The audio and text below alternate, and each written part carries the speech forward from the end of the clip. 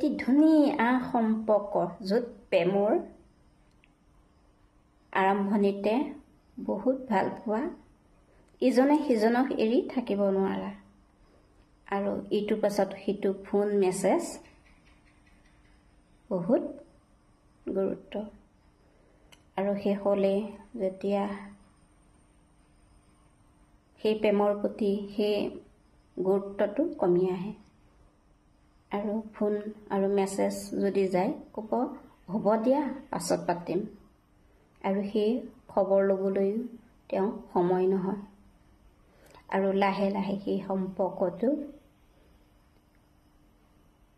এৰি আহিবলৈ বাধ্য হ'বলগীয়া হয়। য'ত মৰম ভালপোৱা একাজলি বিচাৰি বহুতেই হাবাথুৰি খাবলগীয়া হয়, আৰু সেই হাবাথুৰি খাবলৈ গৈ মানুহ বহুত কষ্ট পাবলগীয়া হয়, আৰু এনে এটা সম্পৰ্ক লাহে লাহে লাহে লাহে দূৰ হ'বলৈ বাধ্য হয়।